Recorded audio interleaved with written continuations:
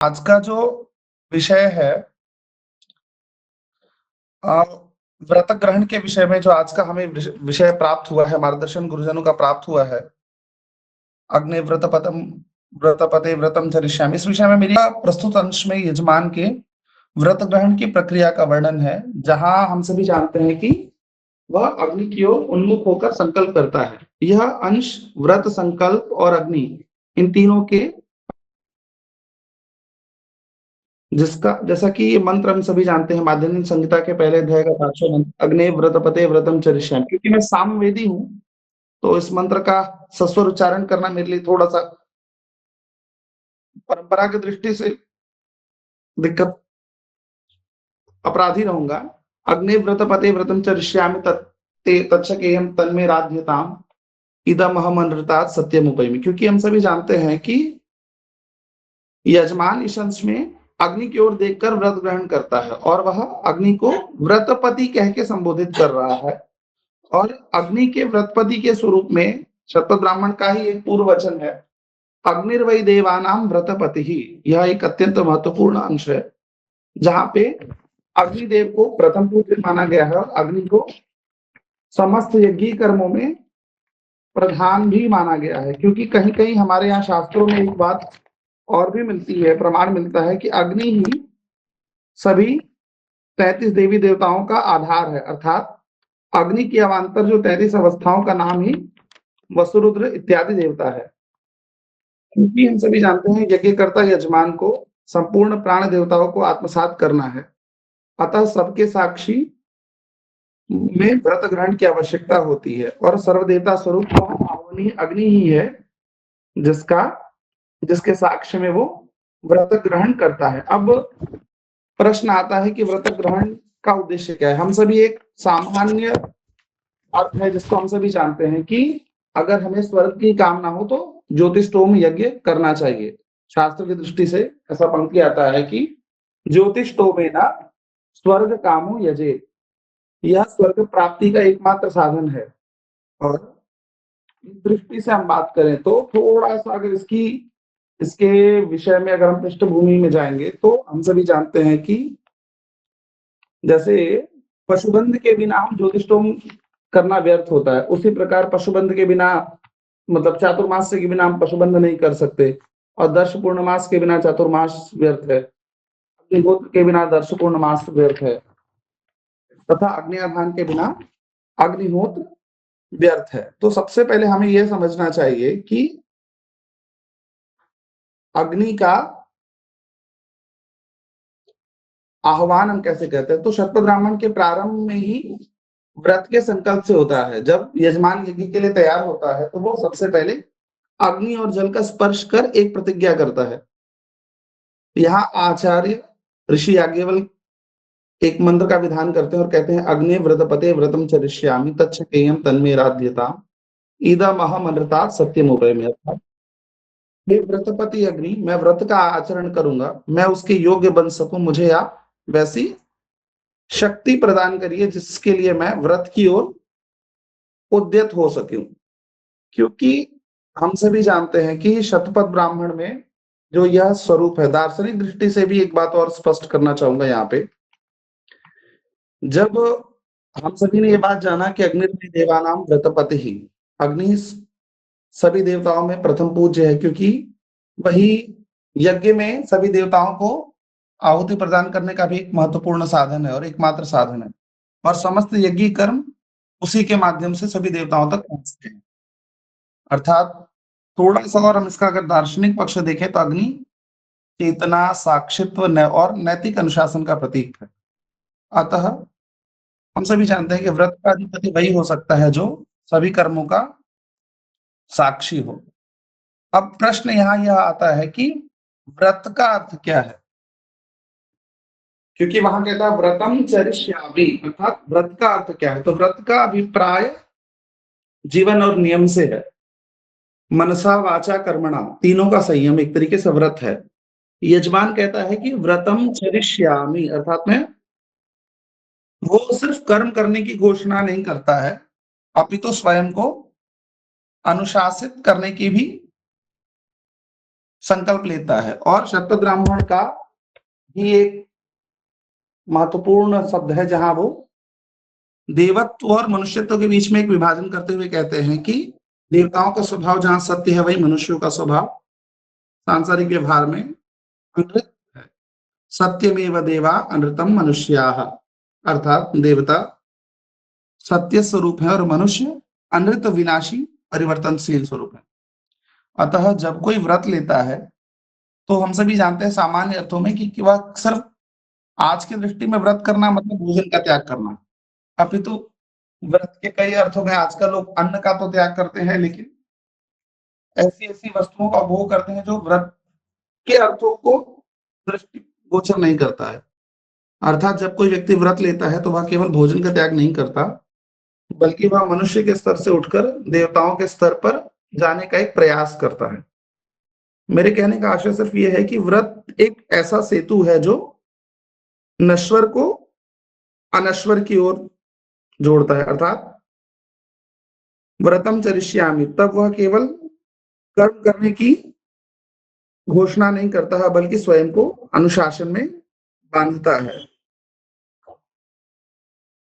दूसरी बात यहाँ पे एक और स्पष्ट है कि वहां पे वो अग्नि को साक्षी मानकर शरीर के शोधन करने की भी बात करता है, क्योंकि इसी के आगे कहा गया है कि अमेध्या वा एतदात्मानो यन मानुषम, वह कहता है कि मनुष्य का शरीर और व्यक्तित्व मानुषम स्वभावतः अमेध्य अर्थात अपवित्र है।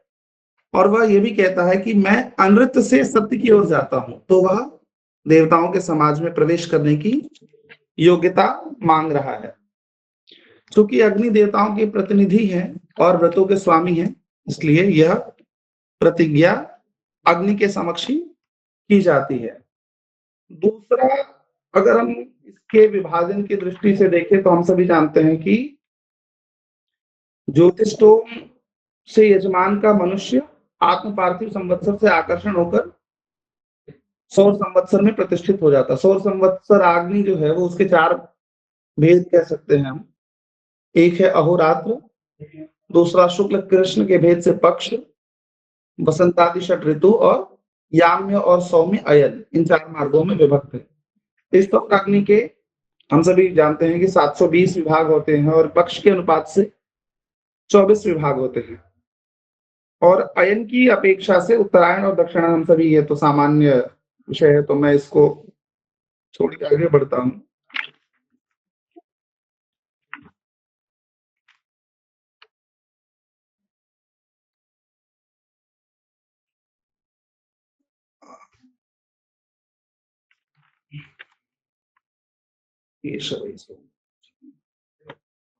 हम क्योंकि जानते हैं कि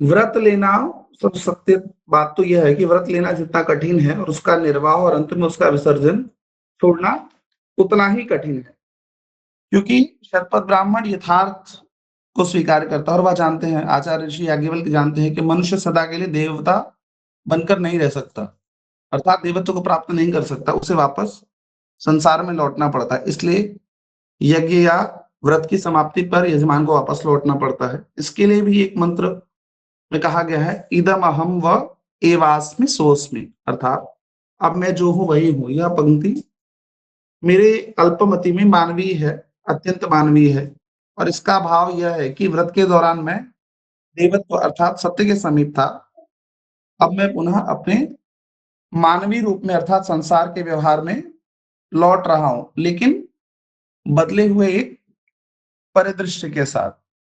क्योंकि आगे इसी मंत्र में कहते हैं, तक्षकेयम तन्मे राध्यताम, यह जो वाक्य है वो वैदिक चिंतन की विनम्रता को प्रकट करता है। यजमान यह स्वीकार करता है कि बिना दैवीय अर्थात ईश्वरीय सहायता के यह व्रत का निर्वाह नहीं कर सकता। इससे यह भी स्पष्ट होता है कि वैदिक कर्म अहंकार रहित संकल्प पर आधारित है। विषय के क्रम में एक अंत में पंक्ति आती है, नात्र तिरोहितमिवास्ति। इस वाक्य का तात्पर्य जहां तक मैं समझ पाया हूं गुरुजनों के द्वारा प्रदत्त ज्ञान से, नात्र तिरोहितम विवास्ति, व्रत ग्रहण में कोई छल अर्थात गूढ़ता नहीं है। यजमान का संकल्प अग्नि के समान, अग्नि के समक्ष पूर्णतः स्पष्ट है।